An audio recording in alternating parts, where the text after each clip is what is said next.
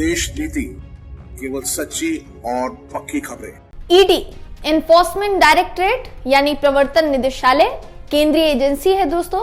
केंद्र सरकार की इकलौती वो एजेंसी है जो कुछ समय से चर्चा का विषय बनी हुई है। हर रोज इसको लेकर नई नई खबरें आती है। कहीं पर ईडी की टीम पर हमला हो गया क्योंकि ईडी छापा मारने गई थी, कहीं ईडी विपक्षी नेताओं के घर पहुंच जाती है। पूरा दिन माहौल बनता है कि विपक्षी नेता की गिरफ्तारी होने वाली है। रात होते होते तक वो जो खबर है उस पर रोक लग जाती है, न जाने क्यों, क्योंकि हो सकता है कि आगे जाकर वो खबर सच में तब्दील होनी हो, यानी गिरफ्तारी का माहौल बनाने के साथ साथ गिरफ्तारी जो है वो संभव हो।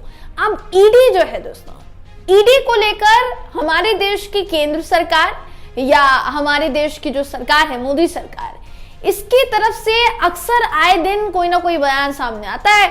और एक बयान देखिए ये भी आ चुका है कि जितने भी केसेस में ईडी ने कार्यवाही की है उस केसेस में कन्विक्शन रेट, यानी आप ये समझ लीजिए कि जिन लोगों के ऊपर कार्यवाही की असल में वो गुनहगार साबित हुए, और ये रेट 90% से ऊपर बताया जाता है।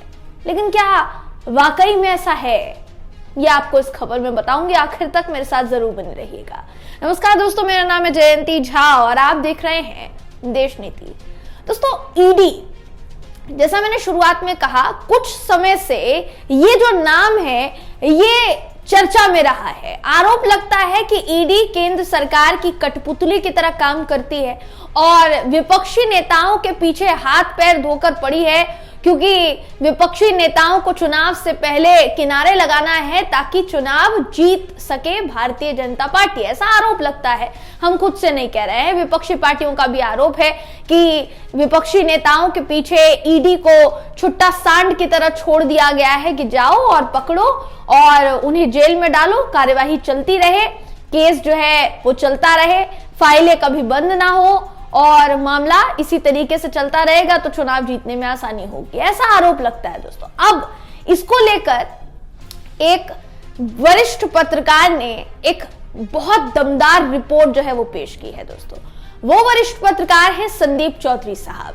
वैसे तो हमारे देश की मीडिया, हमारे देश के मीडिया चैनल्स, इन सबके ऊपर आरोप लगता है कि गोदी मीडिया बन चुके हैं और केंद्र सरकार के एक इशारे पर ये काम करते हैं। लेकिन इनमें से भी कुछ ऐसे चैनल्स हैं दोस्तों जिनकी निष्पक्षता, पत्रकारिता में निष्पक्षता साफ झलकती है। संदीप चौधरी की भी पत्रकारिता में निष्पक्षता साफ झलकती है।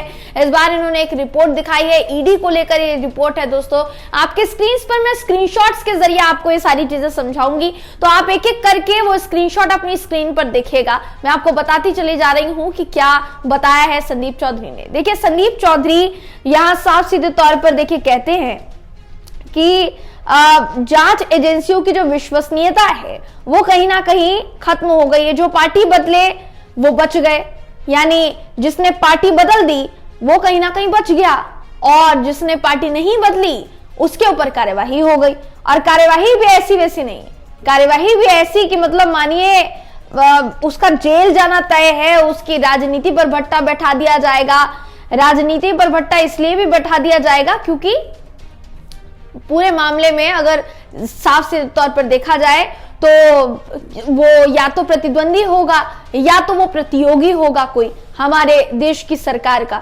जैसे बहुत बड़े बड़े नेता हैं, भारतीय जनता पार्टी में भी बहुत बड़े बड़े नेता हैं और विपक्षी पार्टी में भी एक्सपीरियंस्ड कद्दावर नेता है। अब अगर उनको रास्ते से नहीं हटाया गया तो फिर चुनाव जीतना मुश्किल हो जाएगा। इस वजह से हमारे देश की सत्ताधीन पार्टी के कई नेता आरोप झेलते हैं कि ईडी को जानबूझकर उन नेताओं के पीछे छोड़ दिया जाता है ताकि वो नेता जो है वो थम जाए, सवाल ना उठाए, और उसके बाद जो सीधे तौर पर जो रास्ता जिसमें अड़चने आ रही थी वो रास्ता बिल्कुल साफ हो जाए। तो देखिए दोस्तों, सरकार कहती है कि कुल मिलाकर यही कहा जाता है कि कन्विक्शन रेट ईडी का बहुत हाई है। अब वो कितना हाई है इस बात को समझिए। आपके स्क्रीन पर एक एक करके स्क्रीनशॉट दिखा रही हूं।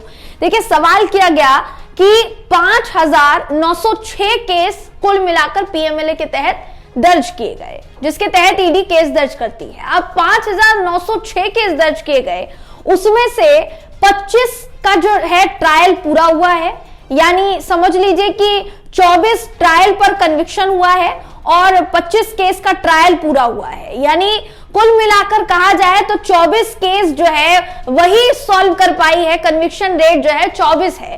तो सबसे बड़ा सवाल ये कि जब आप 24 केसेस में ही गिरफ्तारी कर पाए हैं, यानी दोष सिद्ध हुआ है, तो कन्विक्शन रेट 96% कैसे हो गया?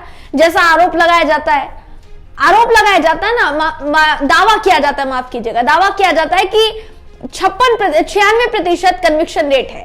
तो 96% कन्विक्शन रेट कैसे हो गया जब आपने मात्र 24 में गिरफ्तारी की है? बाकी में तो आपने सिर्फ केसेस दर्ज किए हैं।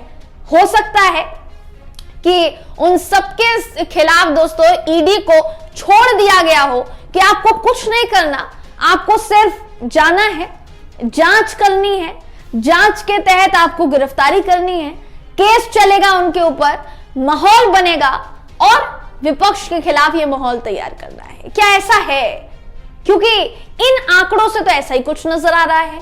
5906 केस में से आप मात्र 24 को ही सॉल्व कर पाए, 24 में ही कन्विक्शन कर पाए। ये बहुत गंभीर है दोस्तों, बहुत गंभीर मुद्दा है जो संदीप चौधरी ने उठाया है। देखिए, वो साफ सीधे तौर पर कहते हैं कि जिन्होंने पार्टी बदल ली वो तो बच गए। अब उनमें आप नारायण राणे को ले लीजिए, वो भी अभी भारतीय जनता पार्टी में है। आप हिमंत बिस्व शर्मा को ले लीजिए, वो भी अभी भारतीय जनता पार्टी में है। इसके बाद आप जितने भी भारतीय जनता पार्टी के नेता हैं जो भारतीय जनता पार्टी में आए हैं, पहले भाजपा में नहीं थे, भाजपा में जो आए उनके खिलाफ कहां तक जांच पहुंची है, ये बड़ा सवाल है। शुभेंदु अधिकारी को ले लीजिए, वो साहब भी तो बहुत सारे घोटालों में शामिल थे ना, उनके ऊपर आरोप लग रहे थे। शारदा चिटफंड स्कैम, चिटफंड घोटाला, बहुत सारे स्कैम्स हैं जिसमें ऐसे ही नेताओं के नाम आ रहे थे।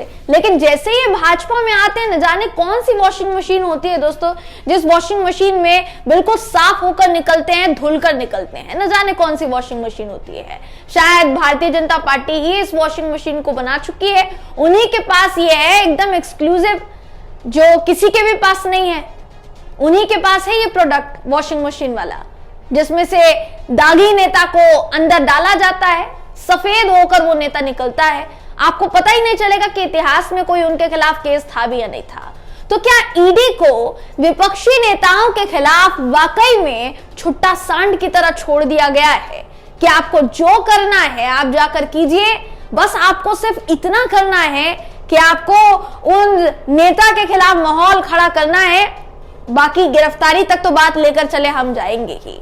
क्या ऐसा है? सवाल है दोस्तों ये।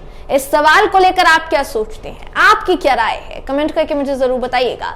वीडियो अगर आपको पसंद आया हो तो वीडियो को लाइक कीजिए, शेयर कीजिए, चैनल को सब्सक्राइब करना बिल्कुल भी ना भूलें। फिर मुलाकात होगी आपसे अगली वीडियो में, तब तक के लिए नमस्कार।